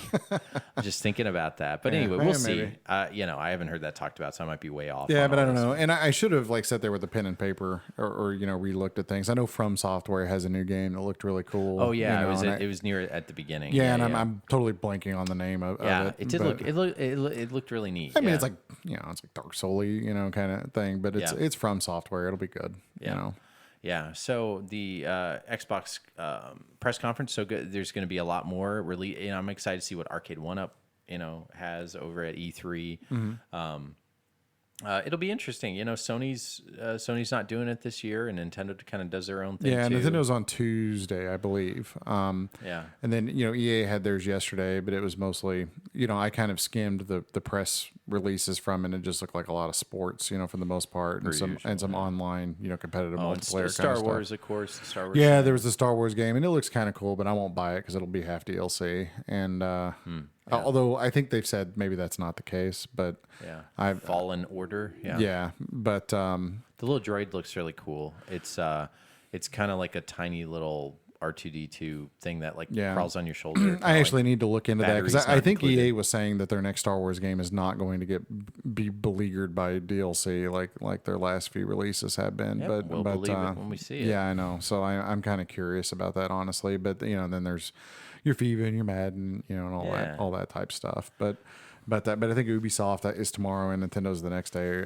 if I remember right. So they'll have some things to show, but probably nothing too earth shattering. Yeah. Earth shattering. All the one thing at E3 that I'm really looking forward to is that Polymega is supposed to be there, showing off some of the stuff. Oh yeah, talk about that. that's Let's there. segue into that directly. Tell us what you heard about the Polymega. Well, Let's so get the Polymega Adam had update. Yeah, so Polymega, I still got it ordered. Still reading the rumor mill. We still don't know if it's like legits or not legits, good or trash. but it's out there, and now they're saying they have a light gun that's going to be released for it.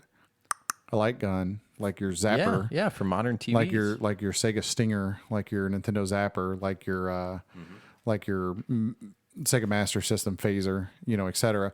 So allegedly, every single system on that the Polymega supports that has light gun games, this light gun will also work with those games. So that's talking about Virtua Cop, and that's talking about Time Cop. Yeah. That's talking, every Saturn, House of the Dead. Yeah. Every Saturn, every PS1, the Point Blank. Yeah. Sounds awesome. All the Konami shooters, Lethal Enforcers, Sega CD shooters, Genesis, Super Nintendo, NES, the whole bit. And it's supposed to work with modern displays. Yeah. Like 1080, regular displays. I'll believe it when I see it. Yeah, I wonder how they're going to do it, but still no release date. Still no specific release date, but allegedly this thing's going to be there, and I think it said in the release they're going to let some people try it out at E3. So we'll see. Yeah, and they also have released a Nintendo 64 clone consoles are going to be out there now. That was something else. Oh yeah, from Hyperkin. Yeah, Hyperkin's released that. There's a good video out. This guy's from Kansas City. I forget his name, but he did. I forget his name, so I can't tell you about it. But he kind of went in depth that N64 emulation will always be kind of terrible in certain games. So it's going to be one definitely that when it actually comes out, or Hyperkin gives away copies to YouTubers and stuff. We'll kind of see how it works, but. Don't get too excited about throwing away your Nintendo 64 quite yet, because the emulation of 64, despite I hope it does. Yeah, well, what little I've seen of know. N64 emulation look like poop. Yeah, and this thing is using something similar to that. There's been some people who've already dived deep in some of the released videos, and then they found some inconsistencies that show that there's a few emulators that it runs that it still doesn't play like 20 of the games. So why would you get something like that? We'll see. Maybe it'll have more than one, but we'll see. Now maybe the 20 games it doesn't play are like Quarterback Club 99. Yeah, something like that. Hey, I didn't tell you, I took my nieces to Dave and Buster's. Oh yeah, how did that go? That was fun. So Dave and Buster's has this like Groupon deal where it's like $75 normally, 20 for unlimited gaming all day. But it's $25 for two people to play all of their non-ticketed games all freaking day. So I took a pretty awesome. 6-year-old and 13-year-old and me, and we went on a Monday because I was off work and they don't have school. And we went to Dave and Buster's, and it's so funny. Like America is so freaking like. There's always they weren't. All the reviews kind of knock it for not having ticket redemption games free. And I think we talked about this when Michael was here. Like, well, of course they don't have free ticket redemption games, because then Yahoo will go in there, spend $25, and then clean out all of the tickets to everything, and then take out all their prizes. So. And plus, honestly, those are just they're horrible games anyway. Yeah, the ticket games are just gambling, and it's like you lose your money faster than you do at a casino. I went to a casino, by the way, last night, which is funny too. I'm really jumping around. Let me get to one story at a time. But what I loved was this Dave and Buster's pass is great because you don't have the anxiety of like, playing one more game, and I got a 6-year-old with me and should do a light gun game and never reload and uses all the credits. It doesn't matter because the little swipe of the card. You could swipe it every 60 seconds. So as long as she doesn't die super quick or whatever, you can just swipe it right again. And we played all the cruising games, all the driving games, all the and they've got a ton. Did they have that new cruising game like they the do? Newest one? Cruising Blast. Yeah, it's awesome. And the Dave and Buster's by us is relatively new, like within the last 5 years. So it has this Connect 4 basketball game. Oh, it's so fun. It's like a huge basketball, like, normal hoops game, but you have a Connect 4 and you take turns. Oh, that's cool. And that was included because it doesn't have ticket redemption. And it also gives you a certain amount of ticket redemption games, like the equivalent of like $5. So it's still, you got a couple crane games that you could play, which whack-a-mole. Yeah, I had the opportunity to do a good uncle moment because we were there right when it opened, and we had the whole place to ourselves. So all the simulator games, all the light gun games, Jurassic Park, the House of the Dead, and all these other ones, we could play through the whole thing. Oh yeah, that's cool. Because it was awesome. But we ended up, when the cranes was open, I was showing how the glass is there, and I thought it was really clean. I just reached in. It's like you could just take all the things out of there. But of course, I got the little person over, because I got a 6-year-old there and my 13-year-old. So I told him, and he closed. I was kind of hoping he would just like give out a prize or two to us. Oh, for being but honest. what was great? Oh, you're honest, sir. Here's your prize. Yeah, I know. But this is a teenager, so he's going, thank you. Just like it took him forever to like close it up, and I had to like help him close it because I'm used to having games. So it is what it is. And overall, the staff and everything was really nice and great, and they were all good people there. The food was actually better too. I mean, Dave and Buster's, I used to think was like the food's not terrible. like bad version of Applebee's, but they've gotten a lot better. Yeah, no, last time I went, it wasn't bad at all. So they pushed in all the plushes, and so at least when I moved, before he closed it, I was able to pull up a couple plushes to sit on the top. So we were able to get one. So Karma still paid us back. So we did one little thing and got my niece a little dog, but all the DDR stuff. And we saw this guy. Oh yeah, with this video of this guy, he looks like a lumberjack teenager. Like he looked like he was maybe 16. Had a bowl haircut, red hair, shorts, Tearing it up on DVR. huge calves. And both my niece and I were like, oh, like a 13-year-old, she's like, I feel like this guy's going to be good at this because he's already leaning back on the little metal thing. Mm-hmm. Yeah, man. Yeah, if they're leaning back holding it, so they can get their legs out there, yeah, they're Yep, good. and he was awesome. He was killing it. He was playing his DDR extreme thing, whatever, and it was freaking fun to watch. And of course, these like other kids watching him were like, we're like, what is going on? This is crazy. And I've seen that kind of thing before, but we took some video of him. It was pretty cool. But yeah, it's a great time, and we were there like 4 or 5 hours. I will say, I want to bring like hearing. It was so. I had a huge headache. It's so loud it's in there. loud in there. Yeah. So loud in there, but so fun to play all the driving games.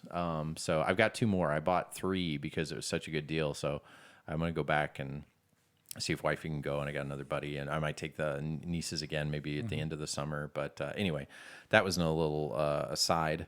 Moving on. So talking quickly about this Google Stadia that got, it was already a couple months ago. They kind of released it out, at least the concept, and showed a little bit of gameplay with Assassin's Creed. For those that don't know, Google is jumping into the video game market, and they've been working on this for probably 5-6 years. Yeah. But the whole idea is not console. This is going to be streaming-based gaming. Yeah, this is going to be computer elsewhere, your box at your house. Yeah. So literally all the processing is going to be out of your house, and it's going to leave your controller, go all the way to space, come back, and you can actually play a video game on decent internet. That's what they're promising. Yeah. They're using new techniques where even if you're ping and everything else and you have problems, as long as you're consistently getting 10 to 12 MPS or whatever it's called, you should have a pretty good 720 experience. And then if you get in like 40 or 50, 60, 70, that's like your tops that you would need to get their ultimate 4K, 8K, whatever the heck experience. I have Google Fiber here, so we got gigabyte up and down, but even wireless, it's like 250. So that should be fine. But again, this is subscription based. They've announced it. So I can tell you a few things. The system itself really is just a controller. You can play it on your phone. You can play it on your tablet. I don't know internet's reaction to this. I can tell you the controller looks a lot like a regular controller. It looks like an Xbox controller. Yeah. They have this founders pack. So pricing is you can pay per game. So they do allow you to pay per game, or you can pay, but again, per game till what? The rights expire. It's still a little iffy. Or you can do their subscription based, where they're going to have at least, I forget if they said like 30 games to start or something like that, that you can stream anywhere on any device, any tablet. You just need something that can play the Chrome browser, and then you can play your game. So you don't have to worry about the hardware. And as far as the technology and the processing power should be on par with all the current systems. They have a founders pack. I could tell you what it includes. You get a controller. It's like a limited edition blue controller. You get a Chromecast Ultra, which is basically their Roku Fire Stick streaming little thing that hooks into one of your HDMI cables. It's the size of like it's like a USB drive, basically. A USB drive with a little circle at the end, and that's your little streaming deal, and a year's worth of subscription, plus you get, I think it's a year or 6 months. You also get a subscription to give to a friend that you can gift someone for the same amount of time, and it's $120, either $119 or $129, I forget. So interesting. Again, I just have so many games. It's not really for me, but it's Google. They're taking their time with it. They got the people and the heads and all the studios and everybody there's a lot of nice quotes going around. I feel like lag is always a thing, and Google seems to say they figured it out, quote unquote. Yeah. I'll kind of believe it when I see it, I suppose. Is kind of my approach to it. But Right. I mean, it's a neat thing, especially to expose a lot of people to a lot of games at maybe not much money. Yeah, but you can pre-order it now, so if you're interested. Yeah, I mean, obviously the downside is the obvious downside. It's the lack of physical media. It's that you pay for it. It's out on some server. It's like they're all what I always think of as Netflix. There is all the time. I'm like, hey, because I don't watch much TV at all or Netflix or anything else, but. Right.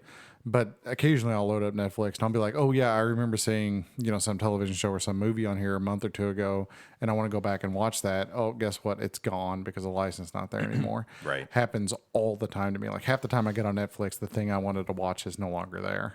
So for me personally, I think Stadia sounds like an exercise in frustration, Right. unless there just ends up not being that much turnover with it. Right. I mean, if they have big name publishers who just say, okay, here's our entire catalog, like Bethesda or Ubisoft or whatever.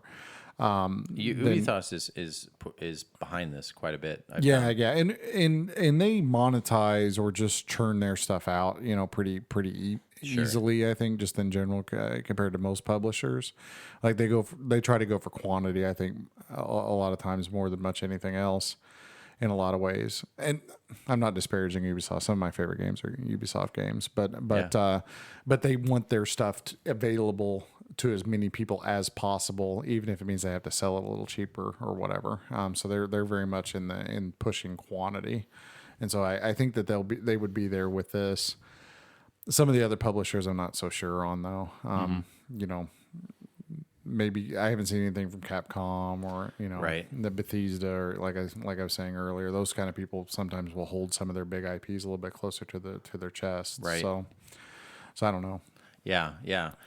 So that's kind of that.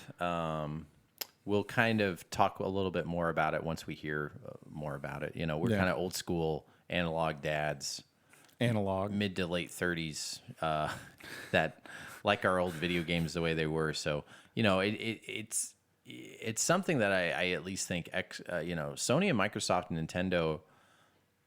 You don't want to say shaking in their boots, but this is as big of a thing. Well, this is a scary thing that's come at them in a long time. Yeah, which I think competition is great, and we'll see what comes of it. Yeah, what I worry about more than anything else is I know that they say that the internet requirements are relatively low and stuff, but Yeah, as they say. but if you don't live in a big city or live in a place that has crappy internet, you're going to get left behind by all this stuff if and that's this the country as a direction it whole. goes. Yeah, Yeah, this and this country country as a whole, if you look at just land area wise, there are giant pieces of the country that just don't have good internet. Right. Right. So we'll just have to see how it goes. Yeah, we will see. All right, just a couple segments left. What we're playing, handheld holla, some emails. Let's get into our Handheld holla.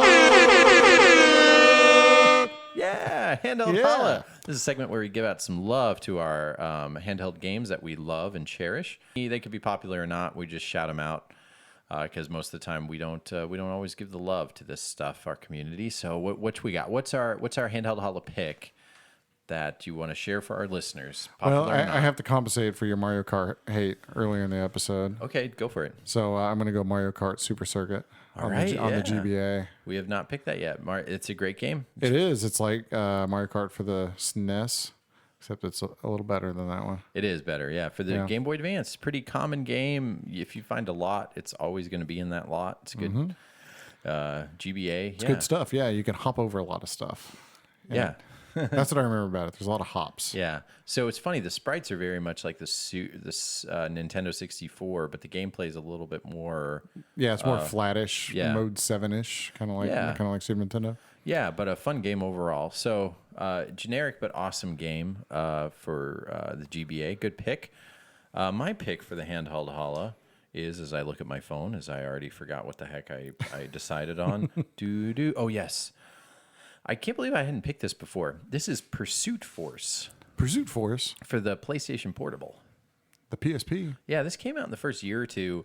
Wow, great game. This is like an action racing game, but the gameplay hook is you are a cop, like a Pursuit Force future cop. Future and Cop. You had me at Future Cop. Yeah, you chase down enemies in cars and you can shoot them, but you can also take them over because your car starts to take damage, and you can hop out of your car like action movie style, Fast and the Furious. You're a judge, jury, Yeah, and executioner. and jump into other cars and like move on. And then the sequel, I think, had some on foot like shooting segments and things. Both games are great and inexpensive. Pursuit Force 1 and 2 for the PSP. Quite the buried treasure. Tons of fun. And it's basically a fun action game that is like, action movie fun for the PlayStation Portable. So Pursuit Force for the PSP and Super Mario Super Circuit. There we Mario go. Super Circuit, yeah. Yeah, for the GBA, our handheld holo picks this episode. All right, so now we're going to talk about what we've been playing. Yeah, Yeah, I'll go first. go for it. Outside of our video game book club, I don't have a lot. Yeah, I've actually played quite a bit, even though I've worked a lot, on account of my new PC. Yeah. So I've done away with physical media. I no longer need it. I've become Okay. I've become a PC gamer. I don't believe you. Yeah, that's true. You should not believe me. Liar. But like I you're said, gamer. it's funny because I got a PC, but I'm playing games that are like older because they're the ones I want to play. So the first game I played was Unreal Tournament. And I'm not talking about like 2004 or like any of the renditions. I'm talking OG Unreal Tournament, like circa 1999-ish, 2000-ish, 2001, whenever that Yeah. came out. Yeah, it was 99-ish. Yeah. I love that game. I still love that A game. lot of people love that game. Yeah, it's awesome. Yeah. So I've played it a few hours, and mostly just against bots or whatever, but Yeah. still love it. Still just fun as it ever was. That's fun. And so played that. Re-downloaded Doom 2016, and I've played through it twice already. But this time I'm playing through it on a PC, which is the second time I played through it on a PC. But I'm actually getting like all the secrets and stuff. Like I'm using a guide, so I can collect all the little I things. need to play that. Dude, Yeah, it's- it's like the Wolfenstein. I've been It's trying to awesome, get- man. How about this? I play Doom, you play Wolfenstein, and we'll finally play the games we've been. Yeah, that's what we enjoying need to do.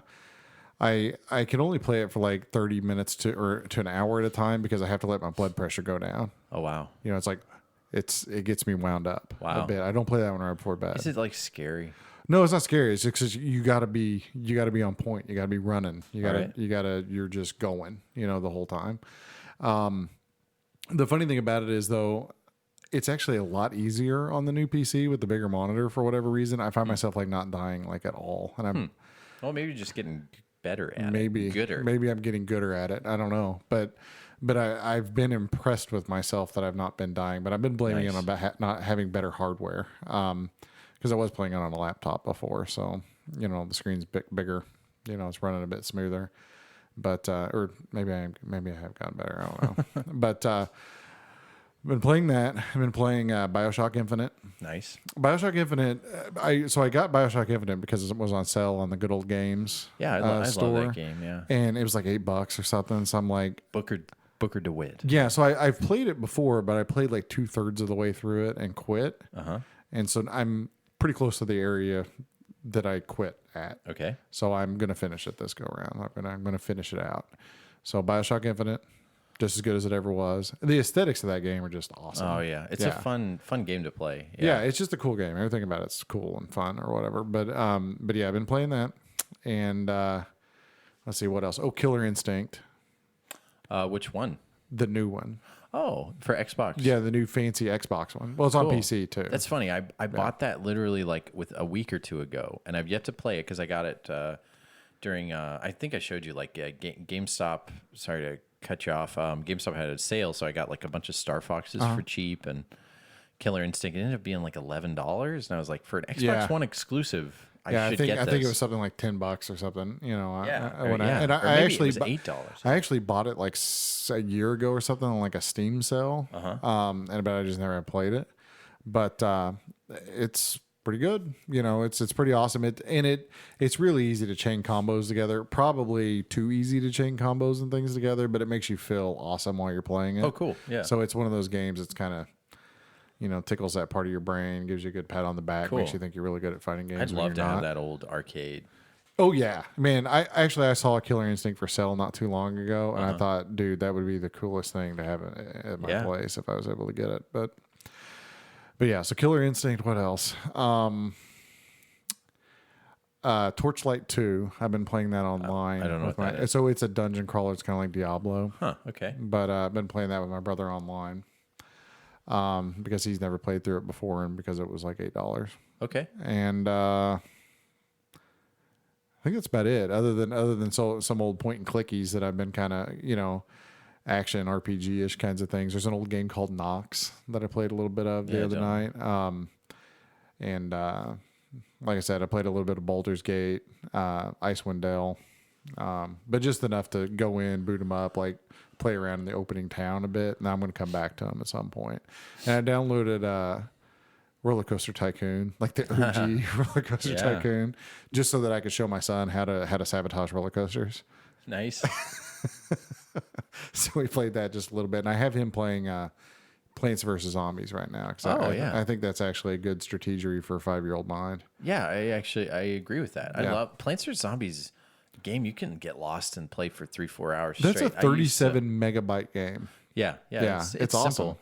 Yeah. But it's good at what that was. And I mean, like they made a sequel and they did a bunch of other stuff, but like, I beat Plants vs Zombies or whatever. Yeah, and it's when you That's a fun game. Yeah, it is fun. I need it. But I've got him playing that, and I have him playing another game called Human Fall Flat. Yep. Well, yeah, I remember I talked the snot out of that game. Yeah. So the physics and everything with that. So he every day when I'm on it, he wants to play Human Fall Flat Awesome. or Plants vs Zombies. It's interesting. A kid wants to play that. That's cool. That's his two jams right now. That's awesome. Yeah, I talked up Human Fall Flat like back on episode 7 or 8. The funny thing about Human Fall Flat, the little guy like waddles. Yeah. My son goes, he walks just like Indy, like our little baby. He just started walking. Yeah. And I was like, oh God, he does walk like a baby. He walks like a baby. Yeah, it's like toddler. It's he toddler walks like a game. little baby. Yeah, it's a weird physics game where each controller thing, watching people play that aren't good at it, it looks like the most frustrating game, but you get pretty good at it. And I love the heck out of Yeah, you're that this game. little wobbly gummy bear kind of guy, Yeah. that just sort of wobbles around all over the place. You have it physical on the Switch, right? I do. Yeah. Yeah, but we're playing on PC. Okay. But Yeah, I have it on PS4, and I don't know what it is about that indie game, but I love it, so that's awesome. Cool. Anything else you're playing? let me think for a second. That's the bulk of it. I mean, there are other games I've kind of booted up or downloaded or whatever, but just haven't gotten to. Oh, like the Borderlands, and you know what, I mentioned this on the podcast before. I have played the dog out of Borderlands 1 and 2, including like all the DLC and stuff. Yeah, But and I never played those. they had the Hanson collection. I have not played the prequel, or at least not much of it. Yeah. They had the Hanson collection on Steam yesterday for like $6 for everything. All the DLC, Borderlands 1, 2, 3, and the prequel. Whoa. Yeah. For like almost free. So it's one of those things where it's like, well, I guess I'm making money by spending this $6. So Yeah. I spent it. No, but if I haven't, it's I one of haven't your gone back favorite and played games. it. Yeah. So I mean, maybe one of these days I'll go back and play it, Nice. but we'll see. Cool. You? So I've my Xbox kiosk. I've been playing a little bit of that. I need to maybe put a picture. I don't know. Yeah, up on you the should put a Facebook. picture. It's cool. I got an Xbox kiosk. God, almost a year ago, like 9 months ago. Back From Wichita. Kansas, in a church youth group, and they didn't want it. And I had a bunch of teenagers from that little youth group loaded up in my car. It was bone stock and normal and had everything in it. And I finally went through it and cleaned the heck out of it and put my Xbox Mountain Dew version. Yeah, it's got the dew box in it. Yeah, the modded one, and put that in there. I added some LED lights to it and made it all green and fun. I spent a couple hours just Put some kind of spinners on it. Yeah. I like the original Xbox, and I love now I've got this modded Xbox that I can play. It's one of my few kiosks I have, three or four kiosks, and I really, really like it.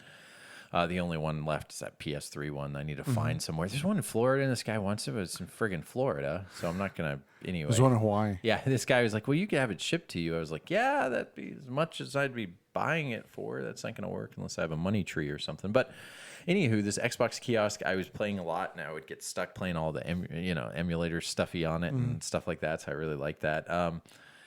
But the only other game I'm playing outside of the book club games is a new PSVR game that just came out called Blood and Truth. And it is really, really good. So this is kind of like a Guy Ritchie action movie game that it's as good as, PSVR has a lot of great games. I think this is up there as maybe the best PSVR game that's out there right now. It is so freaking good. So first person shooter. It's not free roaming, but you can kind of warp from place to place.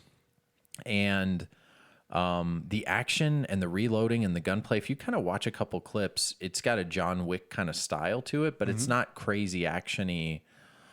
It's long, too. It's like the campaign is like 9 hours or more. I've already put 5 hours into it. I did a long session, and I'm only 60% through the game. Huh. And the reloading, you can double wield. You basically can pull the clip off your chest and reload it. And all the guns that you have, and you have like a hub world. The story is really good. It's just kind of a Guy Ritchie vibe. But you're in cars, you're shooting. It takes from the London heist mini game that was like 10 or 15 minutes on the original like demo disc for the PSVR, and they made it into a full-fledged game. And it's only $39.99, like new. I got it with the Gamers Club deal. But very pleasantly surprised with. If you have a PSVR, don't hesitate to get it. Or if you're on the fence, definitely get this game. There's like 5-10 games, including Super Hot, Moss, a bunch of others that Moss are just amazing. and Super Hot are both awesome. Yeah, this is up there. As good as those. You forget how good Super Hot is, but this one, the story is just so good. There's a part where you're doing like this espionage type. It's as good as any kind of action thriller spy movie where you're going through a museum and you're going through these like modern museum displays, and you're like, there's some parts that are like really freaky. But the comedy, the writing is just great. The lock picking mechanisms, the action, everything is great. It's funny. The tutorial mission is probably the worst mission out of the whole game, which kind of bites because if you hate the game, you wouldn't hate it. It's just okay. But it gets a whole lot better after the tutorial mission. And like, it's a long game. This PSVR game being this long is great. So anyway, but that's about all I've been playing. Okay. I've got one more. Oh, yeah. I meant to mention this, and I always forget. Every time we do one of these, I always forget to mention like the one that I really wanted to talk about. I started playing Hellblade: Senua's Sacrifice yesterday. Yeah. I haven't had a chance to pop that in yet. It was on sale on Good Old Games. I'm not sure why it's even on Good Old Games because it's like a new game, but for like $15. So I downloaded it, and it's pretty awesome to play it with like all the graphical settings, like all the way maxed out. Oh yeah, and all the rest of it. It's a pretty game. But man, it's a really, really, really good looking game. Awesome. And it plays really cool, and it's very, very interesting. Have you played it at all before? I haven't played it. I've seen it. I know about the premise. And it deals yeah. with like So I mean, illness. no spoilers here or anything like that. But the main character, she actually looks a lot like the character from Horizon Zero Dawn, and even the graphics are kind of similar to Horizon Zero Dawn. But she has, I guess, schizophrenia, but she hears voices. And so as you're playing the game is narrated by the voices talking to you or saying things about you. So some of the voices narrate, like she's doing this, she's doing that. And then some of them are negative, saying, you can't accomplish this, you can't do that. And they're derogatory and sort of nasty towards you. And some of them are supportive of you. And then some of them are just telling you what's going on. But at any given time, there's like 3 or 4 voices kind of talking about you. Yeah. And so it's a very, very interesting way to set the mood for a game, if that makes sense, and get you into the character's, mindset, so to speak.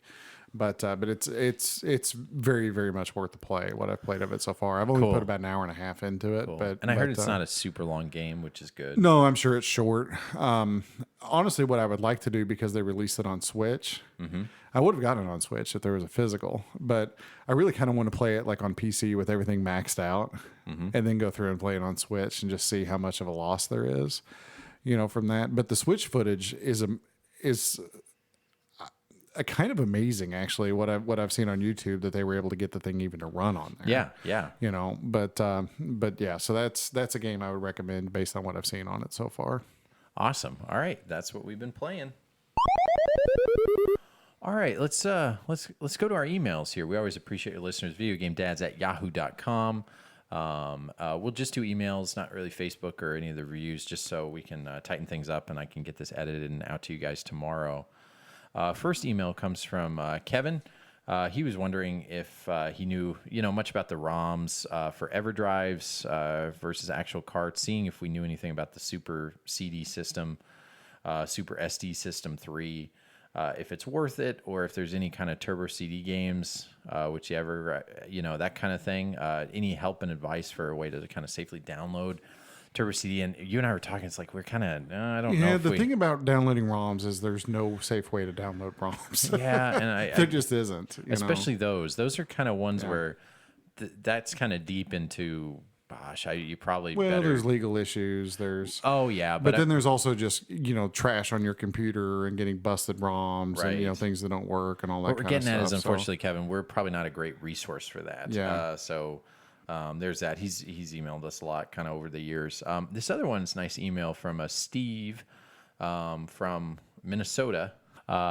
The sports rant was great and justifying to spend time on those games. Back in the day, there were so many good sports games to play compared to today. Thank you. So you're on Team Ben on sport. I do. I appreciate sports games. I'm not going to go and talk a whole episode about them for sure, but that's a good chunk of my gaming history. There's a lot of fun ones out there, especially before it got all super sim. From the sim to arcade ports, you really could spend hours talking about them and debating. Yes, bases loaded pitcher view was something new at the time, and also the cutscenes of the pitcher being driven out was great. Roger Clemens baseball. Everybody, I guess he's talking about the one on the NES. yeah, we'll have to check it out. I don't Maybe it's your honestly. TV I've got it. settings. I don't know that I've ever actually put it in and played it. Yeah, maybe it's the TV settings. Maybe it's your tint or something. I don't know. Debates in the schoolyard of what baseball game was better. Mutant League Football and hockey, Madden 92, when the player gets hurt and the ambulance comes out. Yeah. And also the incountable amount of golf games and EA taking over sports. Yeah, I actually love golf games. Like if I had a single, genre of sports games that was the only genre I got to play, golf. I love Hot Shots Golf. Dude, Hot Shots Golf, Neo Turf Masters, Yeah. Golden Tee. Yeah, for the PSP, I probably played more of that than any other freaking handheld Oh yeah, game. man. So Hot Shots Golf's great. Or Yeah. I guess it's everybody's golf now too. Yeah, which I haven't played. And now they have an Everybody's Golf VR, which I've yet to pick up. But yeah, golf games are wonderful. And of course, those Mutant League games are freaking great. Did you ever play any of the Tiger Woods games on Wii with the Wiimote? No, I haven't. Oh God, you talk about an exercise in frustration. Oh, really? Oh yeah. I bet it's not very accurate. Well, I don't like them because I'm terrible at them. Okay. And because my own dad can beat me. Oh. Like a Tiger Woods on All the right. Wii, and so I'm not a fan. All right. That's like my wife with Wii boxing. She just annihilates me on Wii boxing for whatever reason. She just knows how to flail. He goes on to say the sort of Xbox, also the Xbox Sports on Xbox Live. He wishes they would bring it back. Yeah. XSN was a specific, Xbox, Microsoft had their own sports games for a while, like NFL Fever and whatever else. But they only did that a few years and then got rid of it. He said on the original Xbox, they came out with, NFL Fever, which was a great arcade game by the third installment, NHL Rivals, MLB Inside Pitch, Lynx Golf, NBA Inside Drive. These were all Microsoft poured a lot of money into their sports games. Oh, yeah. I forgot about that. Top Spin, you can make your own leagues, tournaments, and Xbox statistics tracked them all. It was awesome. Hours could be spent talking about sports games. If you need to get in a rant, get that sports talks out there. LOL. But I'm a guy with all sorts of different that loves all sorts of different type of games. And then I love his little PS. Sonic Spinball does suck. Thank you, Steve. from Minnesota. Thanks for that email. That's the longest we were ever able to talk about the sports stuff. And then, of course, Brett Weiss will say next episode. Brett Weiss, we're probably going to do a little interview when we get to Mo GameCon, but we'll next episode have a little review of his SNES Omnibus. Volumes 1 and 2. Yeah, we wanted to let all the guys get a chance to read the book. We have the physical, and we were provided the PDF versions to talk about because we love him. Brett Weiss has got great books. I've got the... but anyway, we'll talk about that next episode. Also, Francisco from Germany sent us another email. First of all, thank you, Shane, for mailing the Video Game Dads t-shirts. So he got those out in Germany all the way out. He loves them and wears them proudly every week. Thank you. Keep repping our merch. I realized that when I originally emailed you guys, it was during the holidays last year, and you guys had a lot of things going on. But he appreciates us sending those out. Anyway, I wanted to thank you guys for your dedication and hard work. It can't be easy committing to such things when family is first priority, along with work and other important things. My only gaming community, unfortunately, is through this podcast and a Discord I joined here in Europe. Have you guys ever thought of starting a Discord? Just a thought. It'd be cool to have a place that you can game up and sharing gaming stuff. Discord? What do you think, Adam? So yeah, so we actually do have a Discord. I just never have promoted it or done anything with it. Yeah. Really? Well, yeah. I mean, can you tell me what it even is? I don't even know what it is. So Discord is like it's like a chat group or a chat. It's like a messenger program, sort of. Yeah, that's kind of what I thought. It's big with PC gaming because you can go into it and you can directly chat with someone as you're playing games, even if the games don't support voice chat or whatever. You just have it running in the background. So like when I play with my brother online, we use Discord to talk to each other rather than trying to do it through games or whatever. Because oftentimes the games we're playing are like really old, so you can use Discord to still talk with each other and just having it run in the background. So it's a chat service, but it also is like message boards essentially, or chat rooms, that kind of stuff. I honestly don't know enough about it to be like really setting it up to do much with, but maybe in the future, maybe if people are interested, we could turn it into a thing. Yeah. I feel like if all of us get out of toddler mode, which is, we're still a ways away. Yeah, like I said, the only thing I've done with it right now is I made us an account, and the only thing I've used that account for is to get online and play PC games with my brother. So that's what I know how to do with it. I don't know how to do anything else because I haven't looked into it any further. All right. So TBD, Francisco from Germany. He also goes on to say, thank you for providing this outlet. It's really a blessing to me. I enjoy making weekend pancakes for my boys or washing up the kitchen as I listen to your podcast. Thank you so much. Appreciate that email. Yeah, you're welcome, man. Yeah. And then another one. We got we'll round it out here. Hey, dads, LOL. I'm a 20-year-old. Good for you. Soon to be dad. Look at you, man. From North Carolina, the town that Andy Griffith, if you know. Where's Andy Griffith? Mayberry. He's from Mayberry. Okay. Yeah. So Austin from Mayberry. Awesome. I want to whistle, but I don't know if whistling the mic. Yeah, we just ruined everybody's speakers. Yeah, sorry about that. Yeah, there you go. But anyway, he just started our show 2 weeks ago and have finally caught up. What do you mean finally? What do you mean finally, man? You listened. Thank you for listening to 45 episodes of us talk. He says he drives to work, so he has a lot of free time. I love I love y'all's thoughts on my. I would love to know y'all's thoughts on my favorite game, Star Fox Adventures for GameCube. So a 20-year-old. Now, let's think about this. When did Star Fox Adventures come out? When he was 5? Yeah, that would have been 2003-ish, maybe. So when he was... Yeah, that'd be about 4 or 5 years old. Yeah. So this was... Oh, my God, we're so old, man. Yeah, no, seriously. I played this in college. This dude was born when I started college. Dude, that's awesome. Well, at least we know we're getting with the millennials. Yeah, here, I guess. Right? Thanks, yeah, there you Austin. go. Tell your friends we're spanning the generations. Yeah. In your Snapchat and Tinder, whatever the kids I could be this guy's dad, and his kid could be my grandkid. Cool. Oh, let's stop it. No, thanks. Actually, man, Austin, Star Fox Adventures for GameCube. I actually really like this game. So we will. You said it feels like it gets too much hate for such a good. Yeah, there's a lot of game. history with this game. Yeah, we'd love to talk about it. So we definitely put it into our book club. Didn't get picked this time, but it'll get picked eventually. So thank you very much for the words in the email, Austin. Thanks so much. We better wrap this one up since it is a Sunday night. It is. We don't want to get too crazy. It's the Lord's Day. It's time to go home and pray. Yeah. But anyway, check out our Facebook and check out the poll that we'll probably be putting up soon so we can talk about a specific system in much bigger depth next time. Let us know what you thought. Let us know what you think about this E3. Send us some email. We always appreciate iTunes reviews as well. Those help us get seen.